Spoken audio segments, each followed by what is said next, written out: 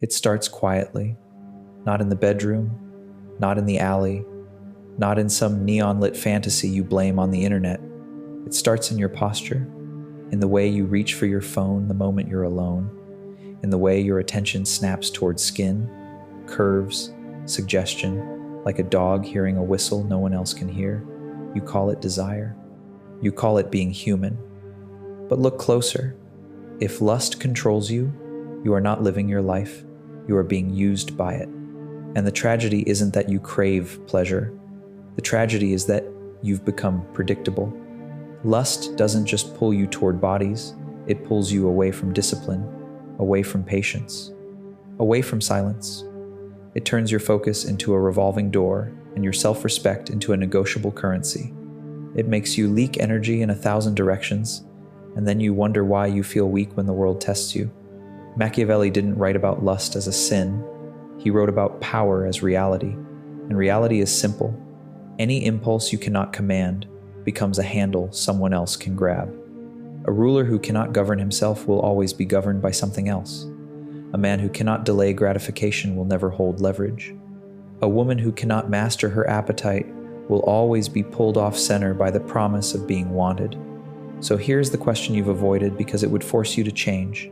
Are you in possession of your desire, or is your desire in possession of you? Because if lust can steer you, it can expose you, it can compromise you, it can make you betray your own future for a few minutes of relief. And once you understand how it works, you'll never see your urges the same way again. Let's begin.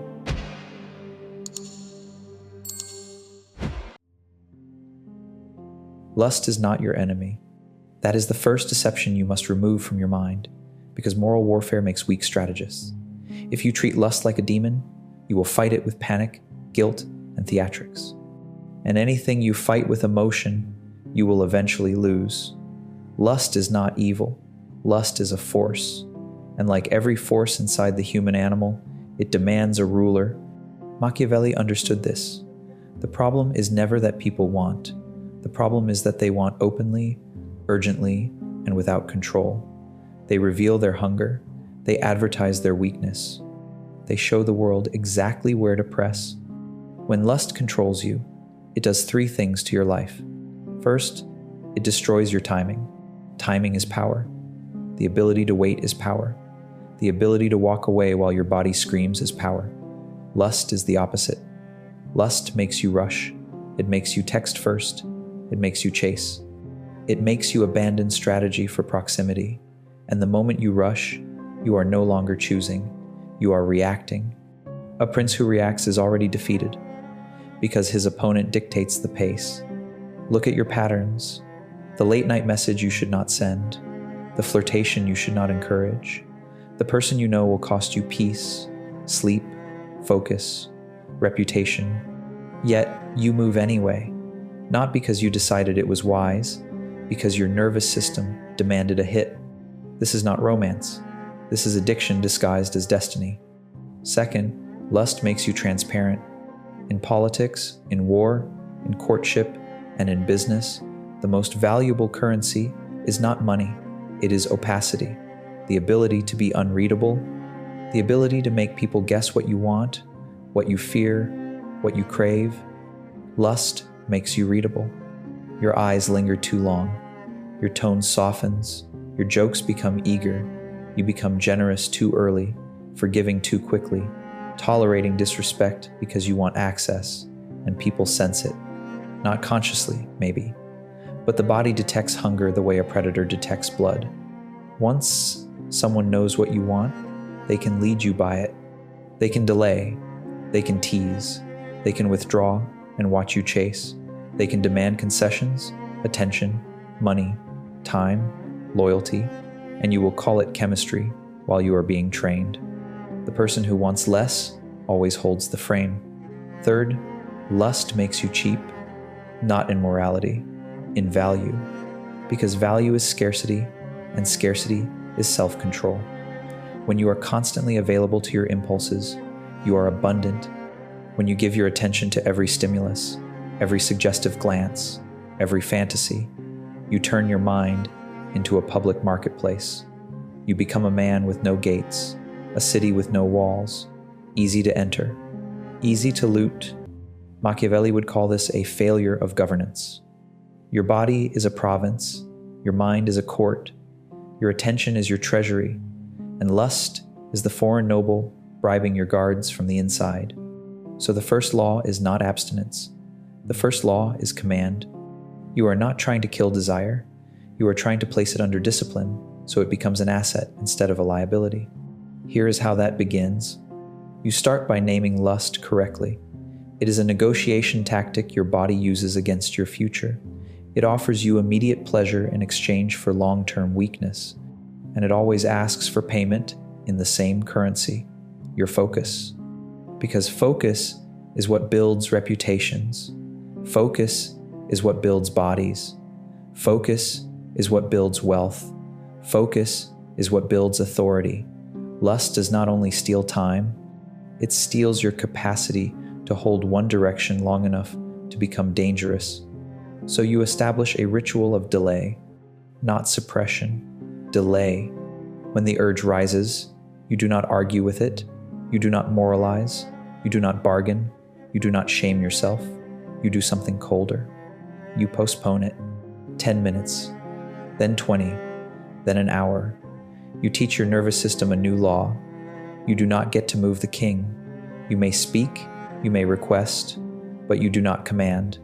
This is how sovereignty is trained. Not through heroic vows, through repeated acts of refusal so small they feel insignificant, yet they change the hierarchy inside you. And as you practice delay, something changes in the world around you. People begin to feel you as solid. Your eyes don't twitch toward every distraction. Your tone doesn't collapse into need. Your attention becomes selective. Your presence becomes heavier. And the strange thing is this: you become more attractive, not less. Because discipline creates gravity. The goal is not to become numb. The goal is to become unbuyable. Because the moment lust cannot rush you, cannot expose you, cannot cheapen you, you gain a power most people never touch in their entire lives.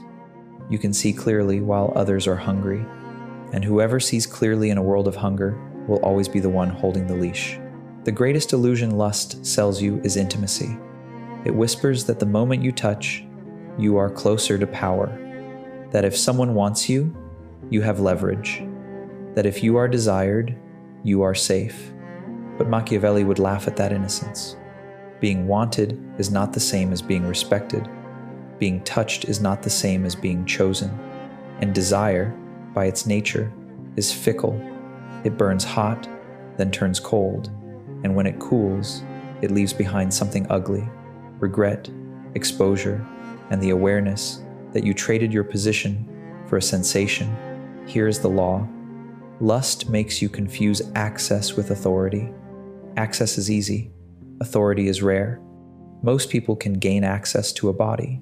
Few can gain authority over themselves. And the world doesn't reward the one who can enter. The world rewards the one who can leave. Because leaving is proof of independence. The moment you cannot leave, you are owned. This is why lust is a political problem before it is a personal one. It changes your decisions. It changes what you tolerate. It changes what you'll compromise. It makes you accept terms you would never accept in daylight, under discipline, in front of your future self. A ruler who cannot resist a flattering courtier will be surrounded by parasites. A man who cannot resist a seductive invitation will be surrounded by traps. A woman who cannot resist the pleasure of being pursued will be surrounded by manipulators who know exactly how to push her emotional buttons. Lust doesn't only ask for pleasure. It asks you to surrender your standards. You start ignoring what you know. The red flags become mysterious. The disrespect becomes playful. The chaos becomes passion. You don't fall in love. You fall into a fog. And inside that fog, you sign contracts you didn't read. And the cost isn't just emotional, it's reputational. Machiavelli's world was obsessed with appearances because appearances are power. Your name is not a decoration, your name is your currency. Every association you make, every person you attach yourself to, every private act that becomes public knowledge, changes your position in the eyes of others. Lust is reckless because it makes you forget that other people are always watching, even when they pretend not to. They watch who you choose. They watch how you move. They watch what you tolerate. They watch what you chase, and they draw conclusions. If you chase pleasure openly, they assume you can be baited. If you get entangled easily, they assume you can be controlled. If you sacrifice focus for sensation, they assume you are not serious. So the second chapter is not about resisting desire. It is about restoring the hierarchy. Your mission is to put desire beneath your mission, not because pleasure is forbidden, because pleasure is expensive when purchased with your future. Here's the brutal truth. The people who are most controlled by lust are rarely the ones who enjoy it most.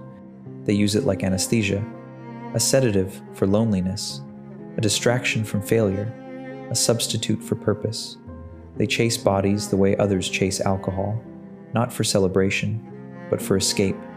And escape is the behavior of the powerless. So you do something that sounds simple, but cuts deep. You stop using lust as relief. You refuse to reward stress with stimulation. You refuse to reward boredom with fantasy. You refuse to reward sadness with attention. Because the moment lust becomes your coping mechanism, your mind learns a dangerous association. Discomfort equals craving. And then any pressure in life becomes a trigger, and you become a puppet of your own nervous system. Machiavelli would call this a self-made hostage situation. Instead, you train a new association. Discomfort equals action. If you're restless, you build something. If you're lonely, you strengthen your alliances. If you're anxious, you sharpen your body. If you're bored, you deepen your craft. You convert the raw energy of lust into force. This is what disciplined people do differently. They don't have less desire. They have a higher use for it. And you must also learn the coldest tactic of all. Treat temptation as information. When someone triggers your lust, don't romanticize it. Study it. What exactly pulled you? Validation? Power? Novelty? Submission? Control? The fantasy of being wanted without effort? Because once you identify the hook, you can remove it. You can stop being dragged by the same invisible chain, and then you reach the most dangerous advantage a person can have in a world drowning in impulse. You stop being easily purchased. Flattery doesn't move you. Attention doesn't soften you. A body doesn't blind you. You can still desire. But you desire from a throne, not from the floor. And when you carry that posture, something changes. People stop offering you cheap temptation and start offering you terms. Because they can feel it. You are not hungry. You are in control. Most people think lust is a craving for pleasure. It isn't. Lust is a craving for surrender.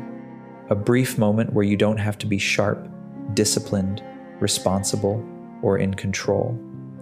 A moment where you can dissolve into sensation and call it freedom. But Machiavelli would remind you, surrender is never free. It always has an owner. And the world is full of owners. They don't need chains. They don't need violence. They only need to learn your triggers and place a reward behind them. That is how men get compromised.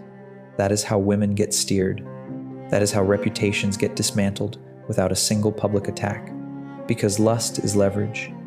If someone can predict what you will do when you want something, they can predict how to stop you, delay you, or manipulate you. And if they can delay you, they can train you. Not with punishment, with hope. Hope is the softest collar. The third law is simple. Never let desire make you negotiable. Negotiable people are easy to manage. They will accept less respect, tolerate more confusion, pay more, chase harder, and call it just how they feel. Their feelings become a weapon used against them. A strategist does not let feelings run his diplomacy. A strategist understands that the body is loud, but the mind must be sovereign. So you begin to treat lust like an interrogator would treat a suspect. You do not answer quickly. Quick answers reveal too much. When you respond instantly to temptation, you confess your weakness. You tell the world where your hunger lives.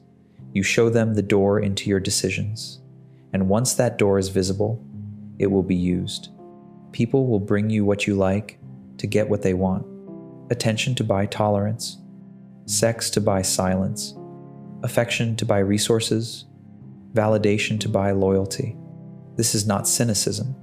This is human nature wearing perfume. Machiavelli didn't trust human nature. He studied it, and he noticed the same pattern you must notice now. Those who crave are ruled. Those who can withhold are feared. Withholding is not cruelty. It is control of the frame.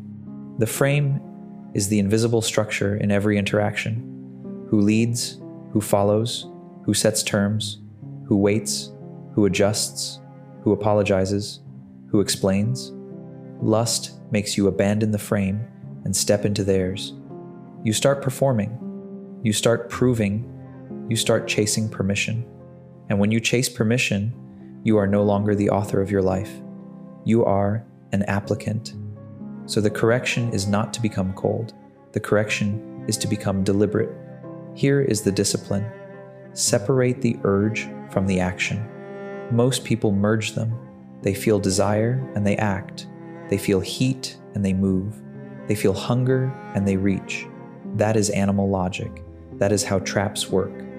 The bait is designed to trigger movement. You must insert a gap.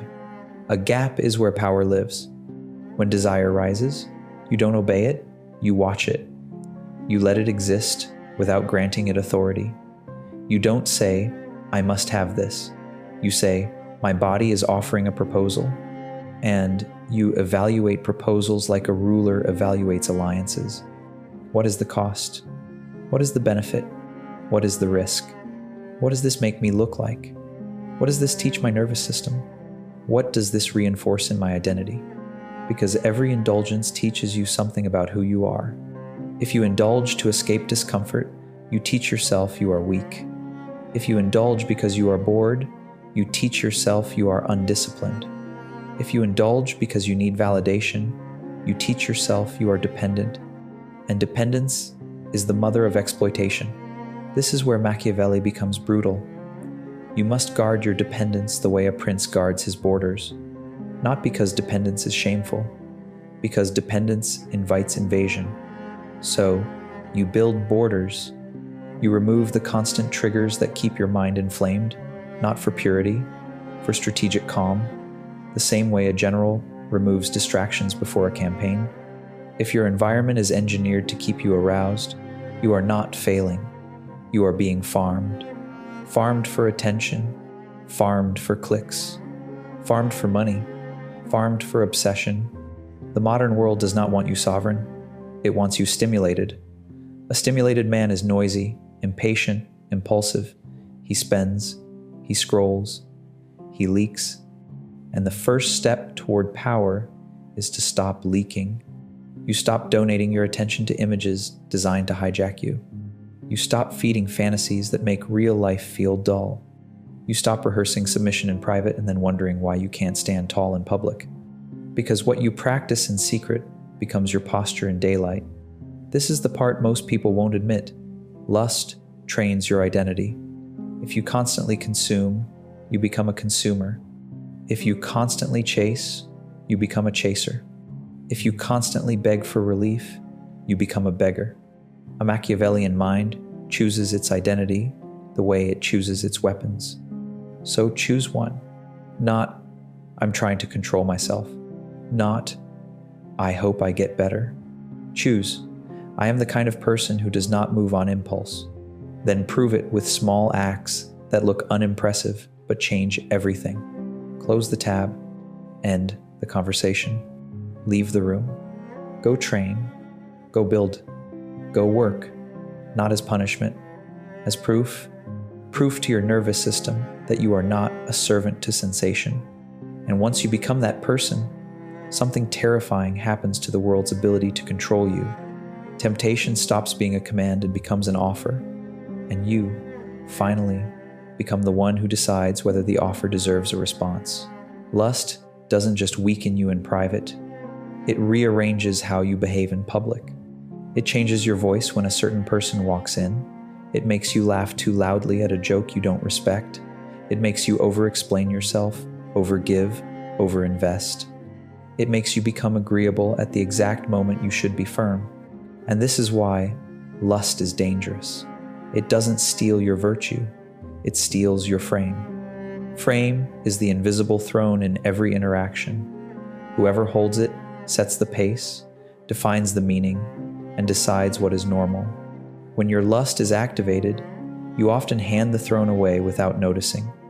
You start playing on their terms, inside their emotional weather, under their rules. Machiavelli would call this a quiet coup, because once you surrender the frame, you begin accepting conditions you would otherwise reject. You tolerate inconsistency because you want the reward. You tolerate disrespect because you fear losing access. You tolerate uncertainty because the chase feels like purpose, and the other person learns something about you. You can be governed by anticipation. Anticipation is the most effective form of control because it makes you police yourself. You wait, you hope, you soften your standards, you become understanding. You don't confront, you don't demand clarity, you don't walk away. You stay because you're hungry, and hunger is the oldest form of slavery. So the fourth law is this: never negotiate while aroused. Not only sexually, psychologically. Arousal is any heightened state that narrows your judgment. Infatuation, obsession, longing, the high of being wanted. In that state, you are not a strategist. You are a gambler with a rigged deck. You will call a bad deal chemistry. You will call a power imbalance connection. You will call manipulation mystery. This is why people ruin their lives for one person. Not because that person was extraordinary, because the mind under arousal is corruptible. It can justify anything if it believes relief is close. Machiavelli built his thinking on one brutal truth: people are moved more by desire and fear than by reason. So if you want reason to lead, you must build protocols that override desire. Protocols are how you stay sovereign when your blood tries to elect a new king. Here is a protocol that works because it is cold. When you feel yourself being pulled toward someone, you do nothing for 24 hours that increases your exposure.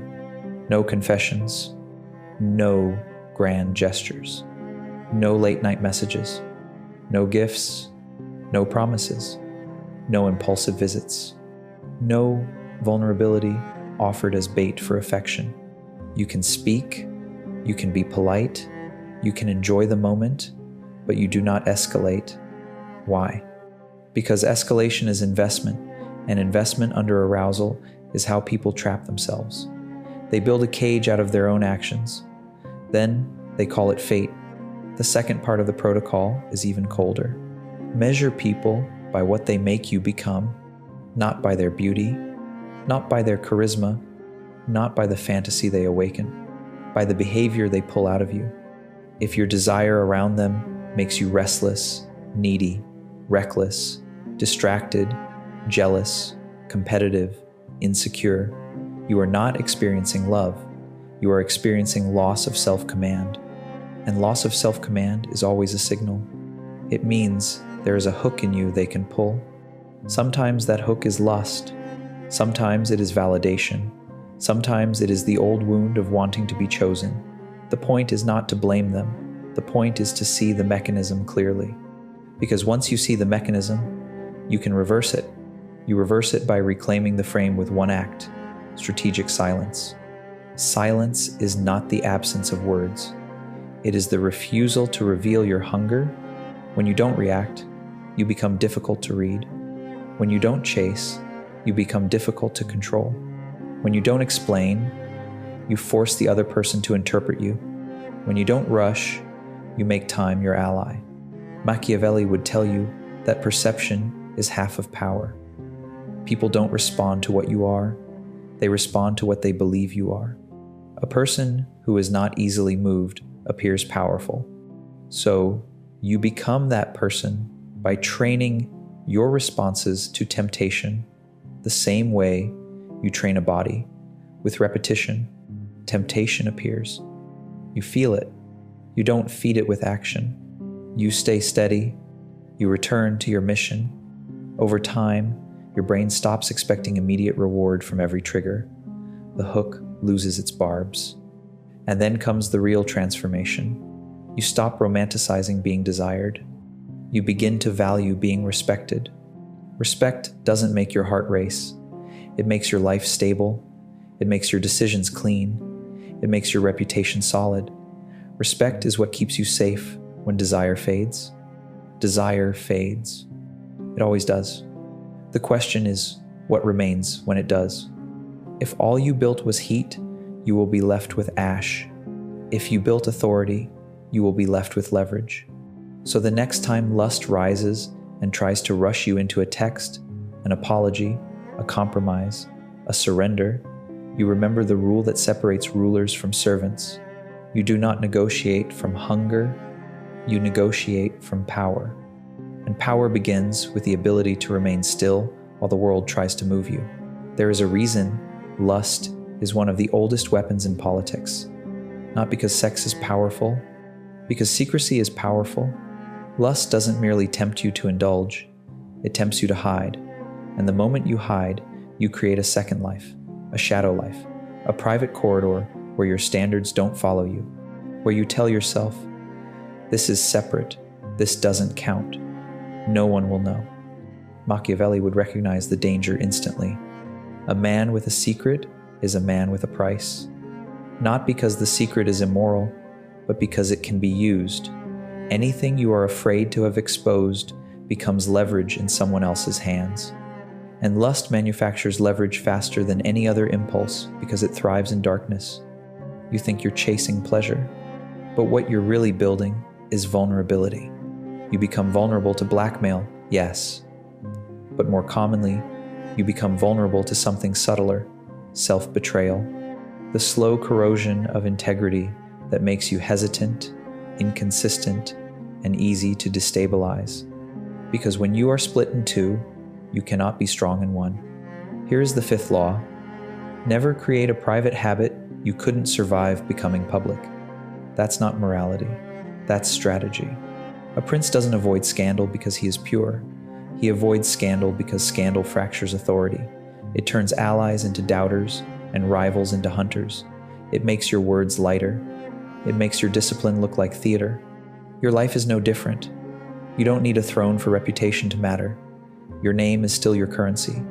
Your self-respect is still your spine. And lust is the most efficient way to bend a spine without breaking it in one dramatic moment. It bends it slowly. You tolerate what you once hated. You justify what you once rejected. You hide what you once would have spoken plainly. You begin managing impressions instead of building reality. And the more you manage impressions, the more tired you become. That tiredness is not from work, it's from contradiction. The brain cannot hold two identities without leakage. One identity will sabotage the other. That's why people who live in lust-driven secrecy often lose momentum everywhere else. Career, health, focus, confidence. Their energy is being spent maintaining a mask. Now understand the most Machiavellian part. Other people can feel when you are hiding, even if they don't know what. Even if you never get caught, they sense the hesitation, the evasiveness, the sudden defensiveness. They watch you overcompensate. They see you become reactive when certain topics arise, and they learn you have a soft spot. Predators do not need proof. They need probability. And probability is enough to change how they treat you. So how do you disarm this weapon? You don't do it by becoming a monk. You do it by removing the conditions that turn lust into secrecy. Secrecy is born from compulsion. When you choose deliberately, you don't need to hide from yourself. Compulsion is what creates shame, and shame is what creates concealment, and concealment is what creates leverage. So the true target is compulsion. Here's the discipline. Audit what you do when no one is watching. Not with guilt, with interest. Ask yourself, what do I do in private that I would never do in front of my strongest self? What do I consume that makes me weaker afterward? What patterns do I repeat that leave me foggy, drained, or contemptuous of myself? Then you apply the ruler's solution. You cut supply lines, not forever, not dramatically, not with vows you won't keep. You cut the easy access that turns a moment of desire into a predictable relapse. If your phone is the corridor, you change the corridor. If your late night routine is the trigger, you change the routine. If boredom is the doorway, you fill the doorway with something that demands effort. If certain people are the accelerant, you stop standing near the fire. This is how empires deal with internal threats.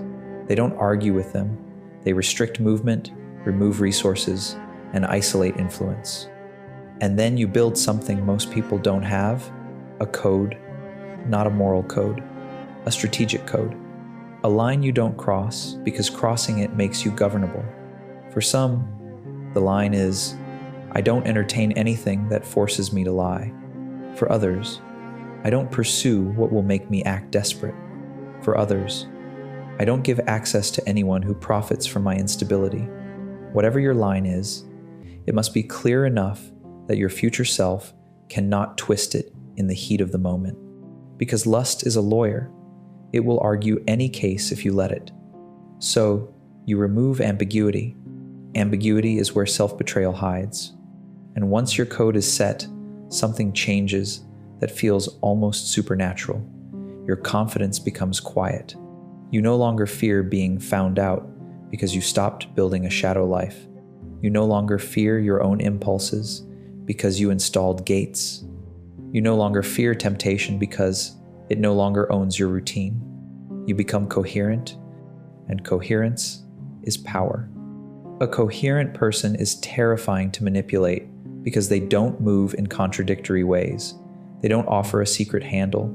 They don't live with a private weakness that can be teased into control. This is the point where lust stops being a threat and starts being fuel. You can still want. You can still desire, but your desire doesn't drag you underground. It stays in the open, under your command, integrated into a life that doesn't need excuses. That is what Machiavelli would call the highest form of dominance. Not dominance over others. Dominance over the part of you that would sell your throne for a moment of heat. If lust still controls you, it's because you've treated it like a mood instead of a weapon. You thought the danger was the act itself. The real danger was what it turned you into. Predictable, negotiable, easy to bait, easy to delay, easy to compromise. A person who can be steered by sensation will eventually be steered by someone smarter, colder, and more patient than you. But now, you've seen the mechanism. You've seen how lust destroys timing, exposes hunger, fractures your frame, and manufactures secrets that make you governable. You've seen how the modern world profits from your leakage. And more importantly, you've been given the only solution that lasts. Not suppression, not guilt, not performance command. This is not about becoming pure. This is about becoming unbuyable, because the moment you can feel desire without obeying it, you gain an advantage most people will never possess. You can stay still while others rush. You can think while others crave. You can choose while others react. And in a world engineered to keep you distracted, that calm becomes a form of dominance. So let this be the standard you live under from now on. You don't negotiate from hunger. You don't confess from arousal. You don't build a shadow life that can be used against you. You don't trade your future for relief. You rule yourself first. And if you want to continue sharpening this edge, if you want the next laws, the next weapons, the next layer of control, then align yourself with this channel. Subscribe. Like, not as entertainment, as initiation. You either govern yourself or you will be governed.